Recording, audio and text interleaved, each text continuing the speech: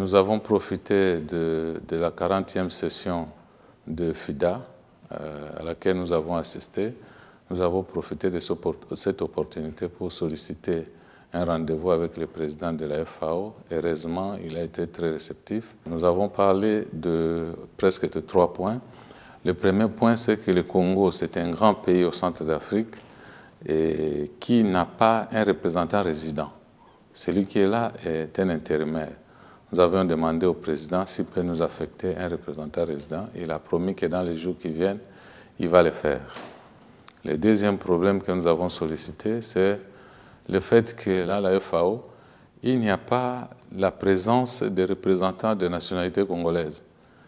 Il nous a répondu en disant qu'ils ont besoin de candidatures de gens et qui répondent au profil. Et c'est un concours, c'est compétitif. Donc celui qui répond au profil peut toujours être retenu. Et là, nous avons retenu qu'à notre retour, nous allons voir dans notre pays qui répond aux critères et au profil de la FAO pour envoyer les noms. Et enfin, nous avons demandé si la FAO pouvait, en marge de projets qui sont présents au Congo, soutenus par la FAO, si la FAO pouvait soutenir un grand projet qui puisse permettre à notre pays de produire un peu plus et de passer à l'étape de la production d'autosuffisance, arriver même à exporter quelque chose. Et là, nous avons ciblé un projet d'une vallée alluviale qu'on appelle vallée de l'Anguiri, et qui est inondée pendant la période de hautes eaux et puis pendant le décrue.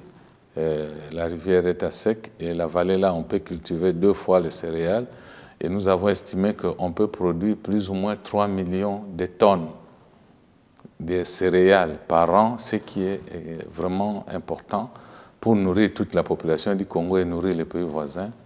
C'est à ce titre que le président de la FAO nous a demandé d'attendre un peu, de nous réunir avec un autre comité rapidement pour pouvoir envisager la possibilité d'explorer cette façon de travailler et comment nous pouvons arriver à réaliser pareil projet.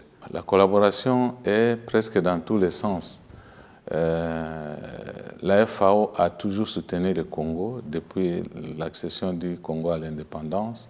Jusqu'à aujourd'hui, la FAO est toujours présente dans notre pays. La FAO intervient dans l'étude de projets, des études de préfaisabilité, les études de faisabilité et même dans les projets à réaliser.